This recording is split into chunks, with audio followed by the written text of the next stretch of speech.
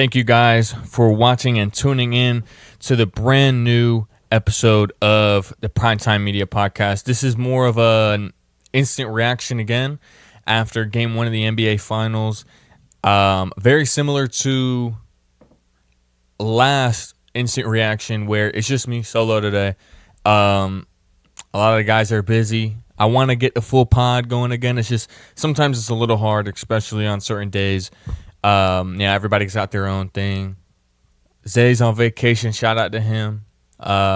Austin, working hard and whatnot. Same with Will and everything like that. So we will have another podcast for you guys, but just for right now, I want to keep on putting content out. This is what I just care to do. Please, at the top of the show, I want to go ahead and say like, comment, and subscribe. It pops up on all of, when you do that, it pops up on your algorithm more. It's more likely to pop up on somebody else's algorithm. It just pushes us out there. We got a lot of views on the last one. I want to start to translate that into subscribers. So, it's completely free. And if you wanted to sub today, you can completely, unsubscribe in a week, 2 weeks, however long you feel like it. It's completely free. There's no obligation to it. It's no subscriptions. I just wanted to go ahead and say that at the top of the show. I really appreciate any support that you guys have for me and the boys. Let's just go straight into it. Honestly, recapping Game 1 of the NBA Finals, Spurs win 105, the Knicks win 105 to the Spurs 95. Off the rip, I had a lot of conversations today and over the past couple of days since the finals, since we got the two teams, since we found out who would be the two teams. And the entire time I was saying I think the Knicks are going to take Game 1 because of just the rest advantage they had. And also the fact that the Spurs came off of amazing, super emotional Game 7 that they had on the road. And now you get to go back to your home fans and you're all pumped up after being the defending champs and kind of beating them the way that you did, where there was a couple blowouts in the series and then you beat them on their own home turf. I mean, it's kind of led me to my prediction of having the Knicks win Game 1. And I think, honestly, what I can say is that overall, it looked like it was going to be a dud game very, very early because Brunson went down with the injury after the Knicks kind of came out on fire. And it took him a minute to come back. He came back into the second quarter. I believe it was Luke Cornett that stepped on the same ankle. So now, I don't think it was intentional. It looked very much accidental. So it's like he came out twice early. Despite that, though, I mean, he didn't have a great game. Let's just keep it a buck. He didn't have a great game, but he ended the game off very well. Just go to my notes real quick. First off, this is the Knicks' 12th straight playoff victory. That is incredibly impressive. You cannot make that up. We're looking at right now one of the stronger playoff runs. And you can say it's the East, and I get it. The competition in the East is not the greatest. It's not the best. However, after starting off the playoffs kind of mediocre, in my opinion, versus the Hawks, they have really answered offensively, and defensively as well. I felt like I don't know if this was in our practice podcast or anything like that, but I was really criticizing Mike Brown and the entire Knicks team for the lack of getting Cat involved down the stretch or having a complex offense, because we kind of saw throughout the regular season that their offense was becoming very similar to Tibbs, and the whole thing of we bring Mike Brown in, that's going to change. And in reality, it didn't change for most of the. Oh, my bad. I just got distracted with something, but it didn't change for pretty much most of the year and the first two playoff games. But now they've really kicked it up where we see they're running a very good offense. motioning. It's not just Jalen Brunson ISOing the entire game. Cat, in my opinion, had one of his best games I've seen him play when you take into consideration the stage, the opponent, the circumstances. Like on the road in Game 1 in the NBA Finals, your first Finals appearance, Cat played very well. If you were to look at just the box score of this game, 18 points, 12 rebounds. Like, that's a good game, but it doesn't tell you the full story. It doesn't tell you that Cat was breaking down Wemby off the dribble, something that I don't think anybody was particularly expecting. My whole thing was if Wemby was going to guard Cat, it's going to take Wemby out the paint, which I think they did a good job of taking him out of the paint at times. But I didn't really expect Cat to be as aggressive going at Wemby. And that was a huge surprise. He was aggressive on the glass. Speaking of on the glass, Josh Hart, 15 rebounds. And the energy that Josh Hart provides for this team, obviously they have the chemistry with Mikal Bridges and Brunson playing at Villanova, but this type of energy and spark that you have coming off the bench is, it's kind of hard to put into words for what it can do for a team, especially when you see the way he's getting these rebounds. The rebounds are not just falling in his lap. He is aggressively boxing out a 7'5" Frenchman. He's aggressively boxing out multiple people. There was times where this had to have been a game plan, but it felt like watching the game, there was times where they would almost double Wemby on the box out. Shot goes up, and it's almost like, wait, where's Wemby at? There he goes. Now let's find. Now two of us got to box him out, and Josh Hart was often the guy because he's very athletic. He has a lot of bounce where he's grabbing the rebound. He has strong hands. Like, I think that was a great game plan. Now obviously it's game 1. You could say it's a fill out game, but Wemby did not look good. Wemby did not look good. I'm going to kind of get to the Spurs in a minute. I do want to stay on the Knicks since they won the game. Overall, the Knicks bench really showed up. They really showed up. Miles McBride played some huge minutes. He had a huge block on... Man, I cannot remember who it was right now off the top of my head. Was it Keldon Johnson? It might have been Keldon or De'Aaron Fox. I can't think of right now. This is, like I said, this is a very instant reaction. So there's a lot of analytics and data that I haven't seen yet. I'm sure it's going to come out, in the next day or so. But Alvarado, as soon as JB got hurt in the first quarter, Alvarado came in and played huge minutes. And obviously, he's Boricua, so, shout out to Puerto Rico and everything like that. I'm a huge Alvarado fan. But it's same thing with him and Hart. Like, their energy and defensive intensity is it's amazing to watch. I love watching those type of guys. Somebody, I don't remember if it was on the broadcast or maybe it was in a video I was watching for, like, from Kenny Beecham or another one of these podcasts that I listen to or whatnot. But they were saying the difference between the Spurs playing OKC and the difference between them playing the Knicks is that OKC has defensive stoppers. They have, guys like Lou Will, Caruso, Chet, and like Cason Wallace.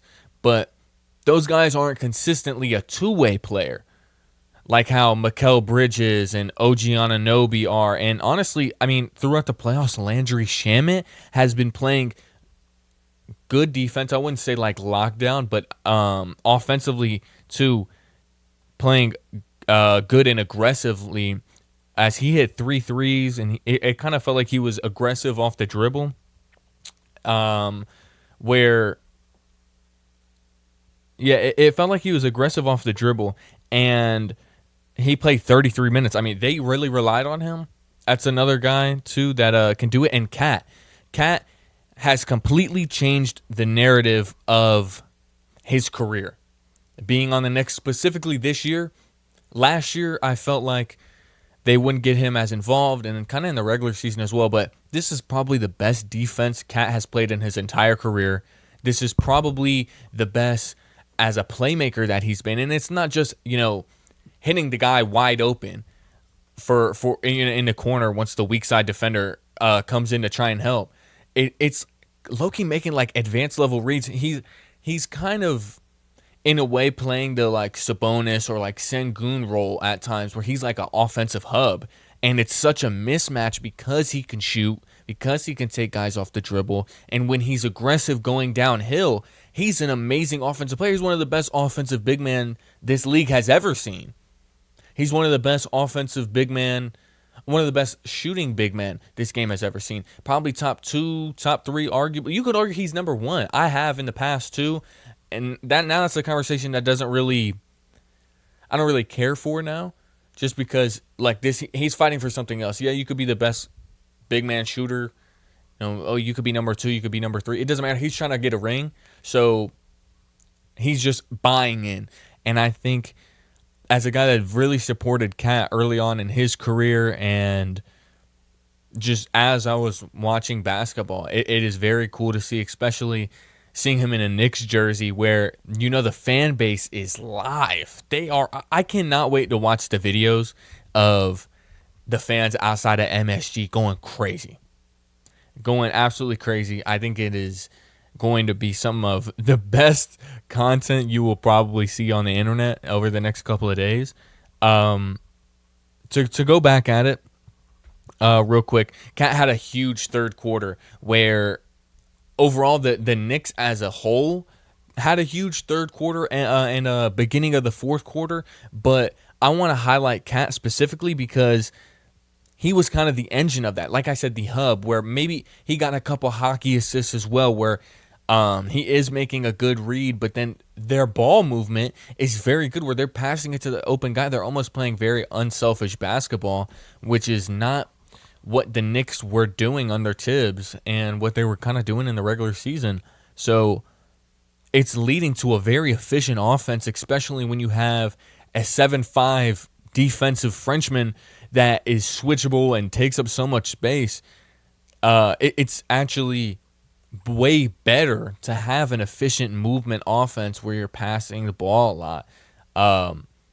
Overall, I think the Knicks had an incredible game plan for game 1, and were they probably a little bit rusty offensively? Yes, but I think the energy they brought at the beginning of the game set themselves up for the entire 48, and that's very important. Some people, some coaches, some mentalities are like, it's the first quarter, so it's a feel out. We're not really gonna show too much of our hand or whatever.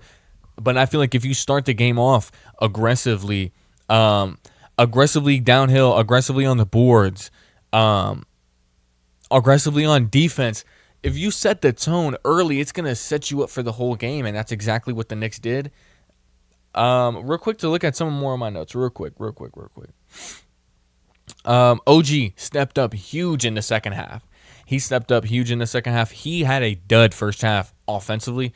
Defensively, I felt like there was times where he would get a little bit lost, and I think maybe that's just the adjustments Mike Brown makes at halftime or just whatever he's telling them in the locker room, where the whole team, like I said, they went on a huge run in the third quarter. They went on a 22-11 run to end the third. If I'm not mistaken, they even went on more of a run to start the fourth. So it was probably more. I'm not just going to throw numbers out there, but they went on an incredible run in between the third and the fourth quarter.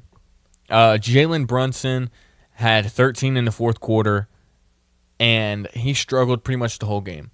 Like I said, if you look at the box score, he had 30. And I'm not too much of like an efficiency guy when it comes to the playoffs, especially this deep in the playoffs. Like, this is the NBA Finals. If it took him 31 shots to get to 30, I don't really personally care. Efficiency in the playoffs is not a huge thing for me, especially if you're getting good looks. In moments, I thought he was kind of forcing up shots, but it's a Brunson shot at the end of the day. It's not like some prayer or some like stupid shot. and he's actually getting looks that he wanted. However, I just felt like there was times where, he probably could have waited or hit the extra guy, anything like that. It ended up working out for them ultimately. I think after the game, Brunson was even saying like he thought that they struggled offensively as well, and they could have had a much better offensive game plan, or I wouldn't even say just an offensive night in general, but that's just how it goes. This was not a crazy big. This is a playoff game at the end of the day, for two teams that are good defensively. When one team is under 100, one team is 105. I mean, this is playoff basketball. This is what you lock in for. To be honest, this is it. This is when you sit down in that chair and you got to lock in on defense. This is the result you get as a game. And I really enjoyed it. For the Spurs now, I'm going to shift kind of towards that. This is their first game losing after leading at the halftime, which is a little bit of a shock, I think, where normally they're so used to coming out of half fast and aggressive and playing downhill and in transition because their defense is so good, because they're such a, Wemby is such a good rebounder and all these things. They're able to push the pace in transition. I think it just got lost because I think at times their half-court offense is bad lately. To be honest, it was like that in OKC.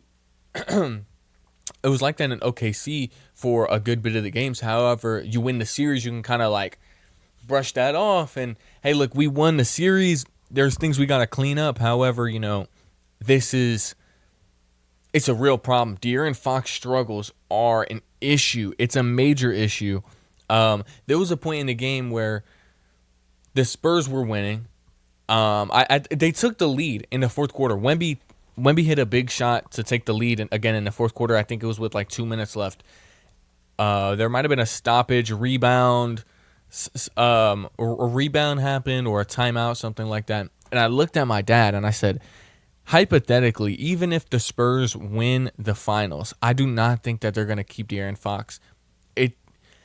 It does not make as much sense when I feel like Dylan Harper is going to give them a better chance in the half-court setting than Fox. I get it. You want to trust the veteran who's been there and has, way more experience in the league and has, a playoff series under his belt prior to this, obviously with Sacramento, but he is struggling big time. Same with Keldon.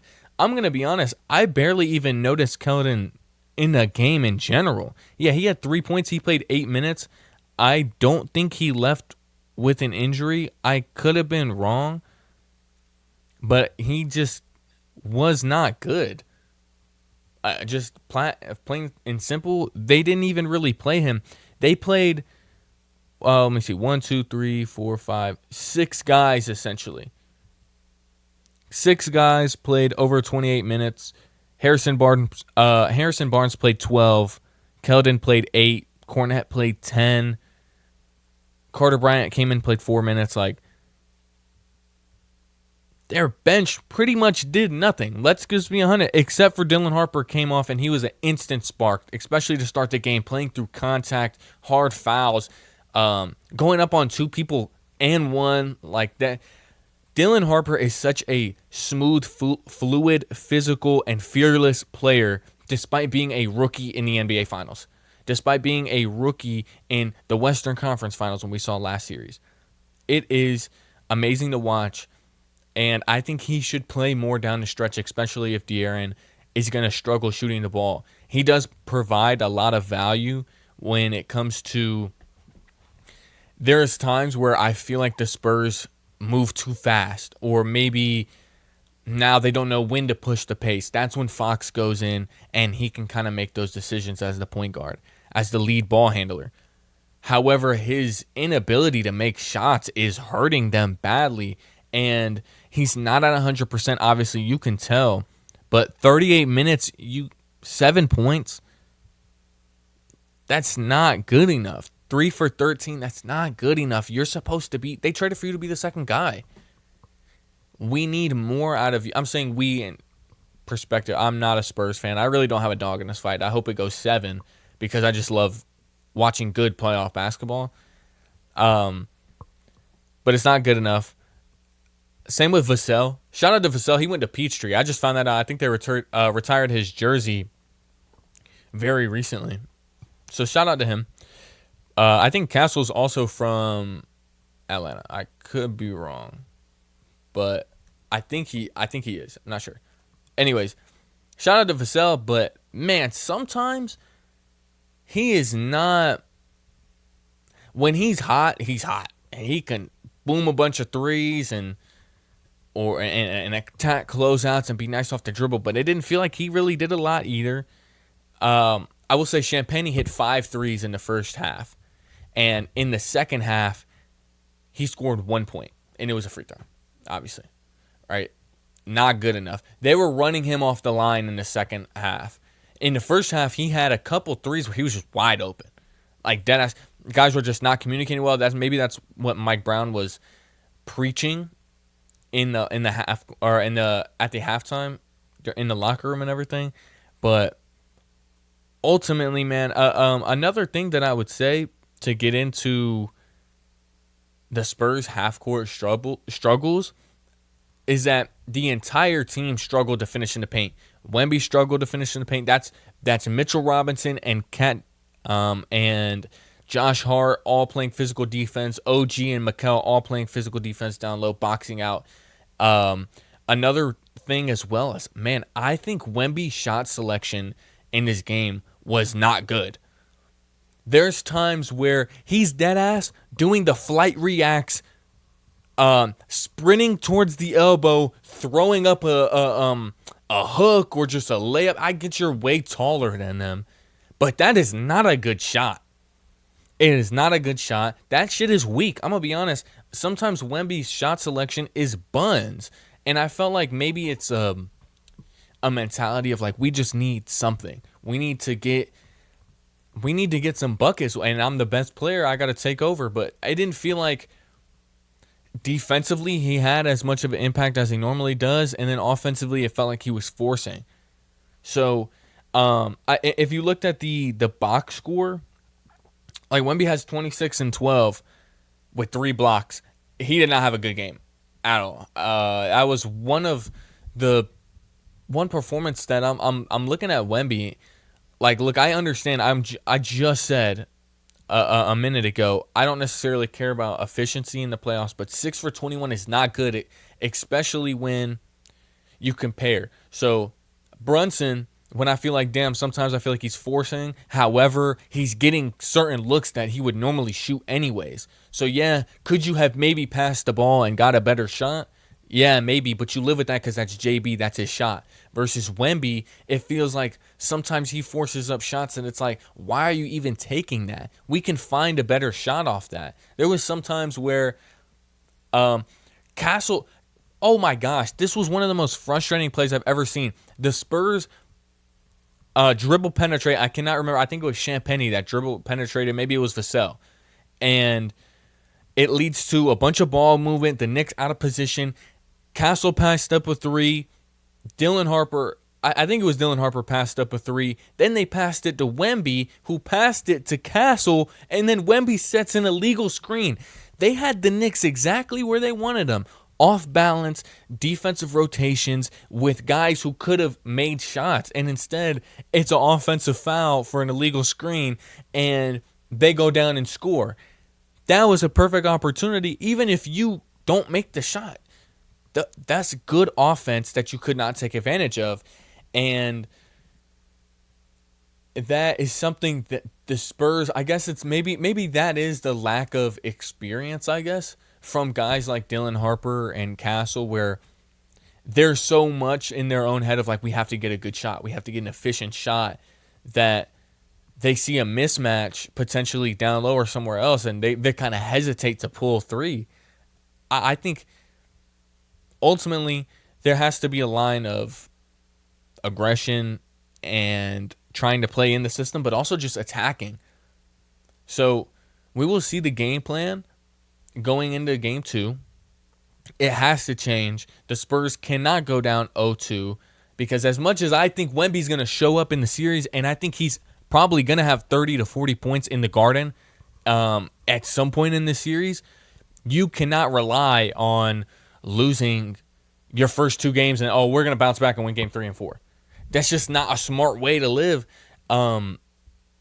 It's also going to be an interesting mindset for the Knicks, where a lot of teams, their bread and butter, their mentality going in to a 2-game split on the road is like, let's just steal 1. How is Mike Brown going to prepare them when now you have an opportunity to go up 2-0 versus the Spurs in the NBA Finals? Are you going to roll over and be like, yeah, it's third quarter of game 2. We took game 1 already. It's fine. Well, we can live with it. We'll go back to the Garden and we'll suit back up, try and take a 2-1 lead. Like, no, we need that level of intensity that we had in the second half from Mike Brown. He's got to show up and he's got to coach his guys. This coaching is a huge aspect of the finals. Obviously, your best players have to be your best players, but Mitch Johnson has to do his adjustments and make sure his team is prepared. He has to figure out what kind of lineups he's going to run. Are you going to run a 6-man rotation again? Are you going to completely pull Keldon's minutes? Or are you going to trust anybody else? In my opinion, I would have said that the Spurs are the deeper team, but their bench is not showing up really besides Dylan Harper. Some of their starters aren't showing up. Fox is not showing up. Keldon Johnson's not showing up. Harrison Barnes, he comes in and he plays, minutes here and there. He's going to play a 10-minute game, whatever. In those 10 minutes, can he hit a 3? Can he get maybe a couple rebounds? Can he make a couple good passes to create some good offense? Yeah, that's really all you're hoping out of him. You're not hoping him to come in and hit 2 threes, 3 threes, and change the fucking and swing momentum. That's not going to happen. The likelihood of that shit happening is incredibly low. Could it happen? Maybe, I guess. But you need your premier players to play better. Fox cannot go game 2 and have another dud. Keldon's got to be more aggressive. He's got to play better. And like I said, I don't think he came out with an injury. Now, if he did, I didn't hear nothing about it. There was a point where I had to walk away from the game at some point in like the second quarter, but I came back. I pretty much watched the whole game. And I feel like they probably would have mentioned that at some point. Maybe I just didn't pay attention to anything that they were talking about on the broadcast, but 11 for 43 from 3 for the Spurs. Not good. The Knicks also hit 11 threes, but it's 11 for 36, so they're not necessarily just shot chucking. I feel like the Spurs were at points in the game. They also had 13 turnovers to the Knicks 8, so those little details matter a lot, especially in the biggest series, in the playoffs. This is it. This is for the chip, so you got to kind of tie on your bootstraps, as some of them say, and get down to it. Overall, I'm very excited. My pick before this was Spurs in 6. I did think that the Knicks would win game 1. I will assume that the Spurs will respond. The Spurs team that I've seen throughout this entire playoffs should respond. Are they going to crumble over and not really adjust to the moment and show up? Maybe, but I think that they will. I think it'll be Spurs in 6 still. I'm not going to change my pick right now. Yeah. In other news, though, since we're here, I do want to talk about some NFL real quick because we had some major trades happen, obviously, if you paid attention at all. Real quick, before I get into the NFL content, I want to say, if you like the content so far, like, comment, and subscribe. All these things go a long way. Like I said earlier, it's free. You can cancel at any time, and there's no obligation. It's not a subscription-based thing. The second you realize, maybe I don't really like this, just unsubscribe. Or maybe you do like it, and you subscribe, and you're here for a long time. We would appreciate it anyways. And now, to get into it, we will go with a blockbuster trade of the Los Angeles Rams trading for edge rusher Myles Garrett, 2-time Defensive Player of the Year Myles Garrett, still in his prime Myles Garrett. I believe he's 32 years old, Myles Garrett. Insane. The full trade is the Rams acquire Myles Garrett, and the Browns acquire Jared Verse, a 2027 first-round pick, a 2028 second-round pick, and a 2029 third-round pick. So, overall, a little nugget in this trade as well that I saw is that the 2029 third-round pick that the Browns received for Myles Garrett, let me get this exactly, would become a first-round pick if the Rams trade Myles Garrett to another AFC North team. So the Steelers, Ravens, or Bengals. That is basically a don't trade him to our ops type of clause in the contract. I think that's kind of funny. From everything I saw is that is real too. It seems like it's from a very credible source and everything like that. But overall, they got a first, a second, and a third, and Jared Verse for Myles Garrett. That's a haul, absolute haul. And the Rams get the best defensive player in the league, probably a top 2 or 3 defensive player of this era, of this generation. I think the biggest speculation now with the Rams is the rumors of Aaron Donald coming out of retirement. I know Pat McAfee went on his show and he laid out a conversation he had with Aaron Donald, basically saying that I guess he texted Aaron Donald and he said that, you know, he has to have that fire get reignited in him to want to come back, but then he's definitely thinking about it. That shit would be scary. I don't know if there's... Obviously, Aaron Donald and Von Miller played together, but Von Miller wasn't coming off a, 22.5 sack season. He wasn't coming off one of the best, if not the best, edge rushing season of all time. So this would probably be the best defensive line ever. Definitely of the past, probably like 30 years. And I'm not even an NFL historian. But you can't tell me that there's other things. Plus, they have Braden Fisk, Colby Turner, and I cannot think of the other guy off my head. Insane work. I think the Rams were already Super Bowl favorites. Now, they might... The odds probably shifted massively. I haven't really checked, to be honest. But... they have pretty much no holes on their roster. I think after draft day, I was throwing the question to the boys and asking, what was the logic behind passing on Ruben Bain for Ty Simpson?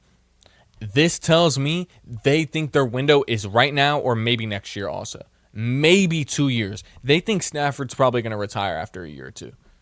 So the Ty Simpson pick makes a lot of sense because if you think you're going to be as good as you are, before you make the pick for Myles Garrett, then you go out and you get your quarterback because Ty will probably be the best quarterback you can get. If you think you're going to be that good, you're probably going to be picking, you know, anywhere from 27 to 32. Ideally, you pick 32.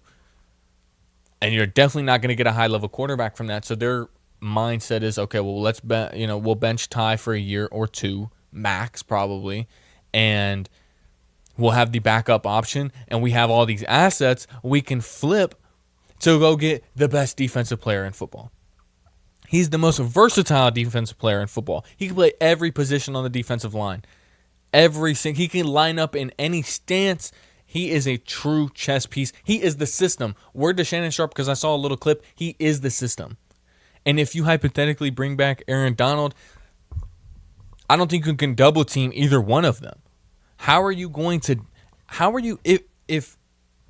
If Myles Garrett is on the left side, which we know he's, like I said, he can play any part. But if he's on the left side, then you have Aaron Donald right next to him. Or God forbid, you have Braden Fisk, Aaron Donald, Colby Turner, and Myles Garrett. You cannot double. How are you going to manage to do that? Aaron Donald was getting triple teamed, 2 years ago. Still. What was it, 2-3 years ago? That was his last season. He was getting triple teamed in his last year. He was was he not first team All Pro in his last year in the NFL? This guy can still play. If Aaron Donald comes back, the league is in trouble, bad. The league's in trouble real bad. To go to the Browns side, I think we have to give their GM a lot of credit. I can't think of his name right now off the top of my head. We have to give him a lot of credit because he is building their roster very well. The past 2 years have been great picks. Carson Schweizinger, I think that's how you say his name, the linebacker, the white guy. Judkins, Harold Fannin. Who am I missing right now? Obviously, from this draft, they had Denzel Boston, Casey Concepcion. They had, I think they drafted Taylor Green also, sleeper pick. Hopefully he makes a team and everything like that. I think Taylor Green could be a good player. Now you get Jared Verse. Shadur also. I believe in Shadur. Is he like a long-term franchise guy? Maybe, maybe not. I think he definitely can do it. He's got the mindset and everything, the moxie. These next picks are going to set them up because the highly anticipated 2027 NFL draft, as of today, filming this video, there are 2 teams with multiple first-round picks in this draft, I believe, or in the 2027 draft. I think it's the Jets and the Browns now. The Cowboys did, but they traded one of those picks to the Jets for Quinnen Williams. So now they could potentially load up to where, their pick from the Rams is not going to be a crazy high pick. But you could potentially package that and move up to get, an Eli Manning. An Arch Manning. Jeez. It's been a long night. Arch Manning, maybe a Dante Moore. Maybe you can get, another one of these high prospect guys, and set yourself up. And now you have built the foundation around your roster. The problem is you got to hit on the quarterback. So we will see on that. It is the Browns at the end of the day.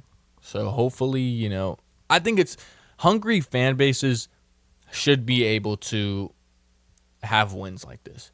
You get Jared Verse, who is a high-pressure guy. He did struggle to close out plays and get sacks, and I think that's kind of why they traded him, because you can get a guy who is you have a guy that's a good pressure guy. He's a good pass rusher, but he's not closing plays out. Myles Garrett is. Fourth quarter pass rush, he's closing the games out for. He's closing the games out for the Browns. Think about it. The Browns had a dog shit offense, and Myles Garrett still broke the sack record. Teams had no reason to pass the ball on them because they'd be up the whole time. So why are we forcing passing plays to allow Myles Garrett to break the sack record? Anyways, it's game-breaking. Absolutely game-breaking. And as a Bears fan, it broke my heart because did I think we'd have the best package in the world for Myles Garrett? No. But damn it, I could dream. Damn it, I could hope. And pray. And it didn't happen. It is what it is. To move on, also, the Patriots trade for star wide receiver A.J. Brown. The Eagles get a 2028 first-round pick and a 2027 fifth-round pick. Very interesting. They were able to get a first, but not in the highly anticipated 2027 draft. I don't know if the Patriots had their pick. If I'm the Pats, I wouldn't want to give up that pick either, so it makes sense. I believe when they traded for A.J. Brown, they gave up a first and a third, so just kind of, trade math. You had multiple years, good offenses, then the offenses kind of died down, but A.J. Brown was always productive. You went to 2 Super Bowls, you won a Super Bowl. You definitely got your money's worth out of that trade. There's a lot of reports that A.J. Brown's relationship with Jalen Hurts had completely fallen apart. And it was a lot of rumors and loose reportings of that. But since the trade has officially happened, it has a lot of things are coming out. And I don't want to get too into it. There's a lot of speculation about how their wives weren't cool with each other. It's like, when we start getting into that, there's going to be fans that want to know all that, but to be honest, I don't really care for that. At the end of the day, how was the relationship on the field? And we saw it was breaking, and in the worst kept secret in the NFL was that A.J. Brown was going to be a New England Patriot. The entire world knew that. It was going to happen after um, after June 1st. I don't think anybody thought it would happen on June 1st in the start of the new league year, but I guess they already had the trade, matched up and in their head, so it worked out. A lot of reporting is that A.J. Brown requested a trade after week 4 last season, and the Eagles were 4-0, and they kind of rebuffed that trade. Now, from everything that's being reported, is that A.J. Brown's camp privately pushed to be traded to New England during that time, and then after when the season was over, he was kind of pushing to go back. A lot of reporting was that Mike Vrabel never wanted to get rid of A.J. Brown, that was the new GM that came in and fucked everything up for the Titans. This is obviously going to be a huge game changer for Drake May, where now he has really strong weapons, and he was producing without the highest of elite talent. You have a true number one, which I feel like at times they were missing. They have Romeo Doubs now, which as a Bears fan, Romeo Doubs was one of the most consistent players for that team. Christian Watson was obviously a better player. He's obviously he's faster, he's a better receiver, more consistent. He would always be hurt.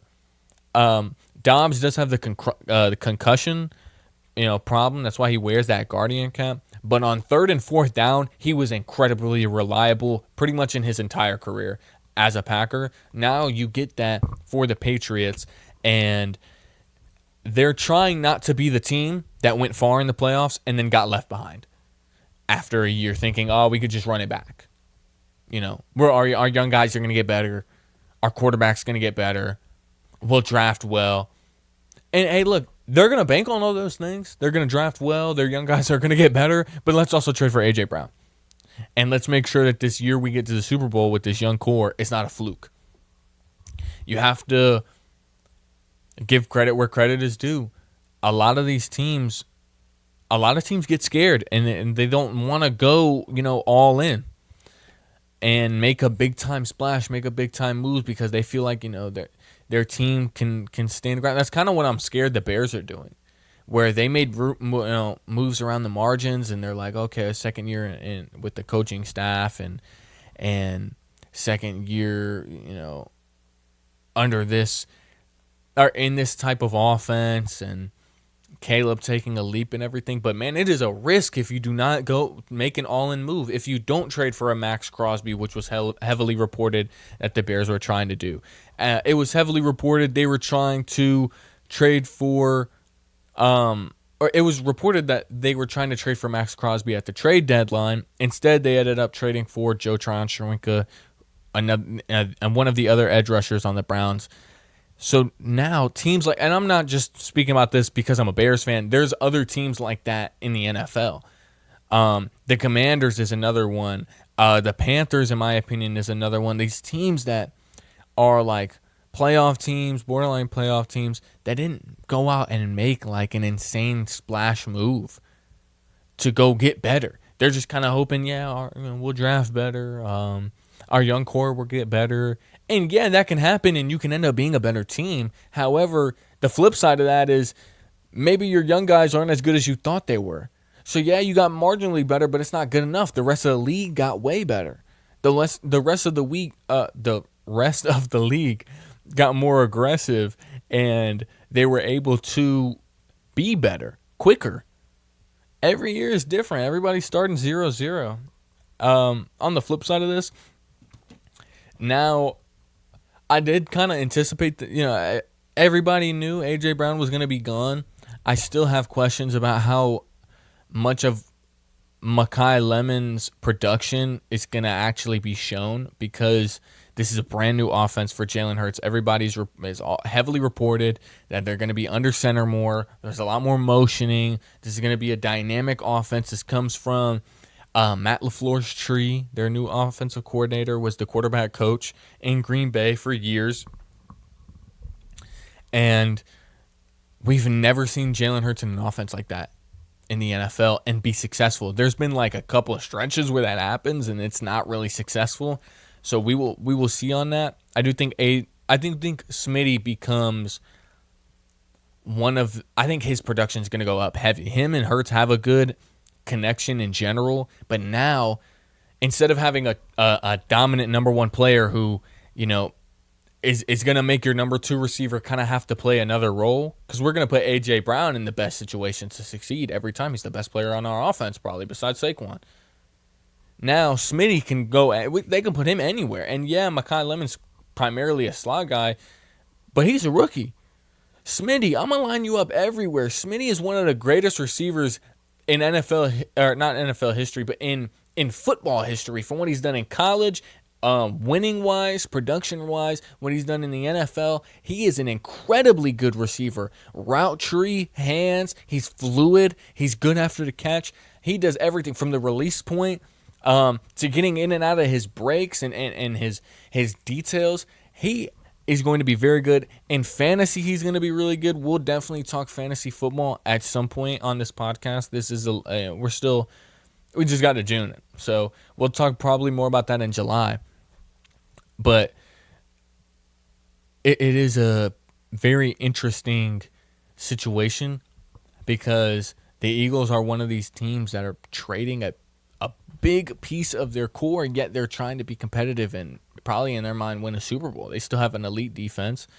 And how long are you going to bank on these defensive players to be as good as they are?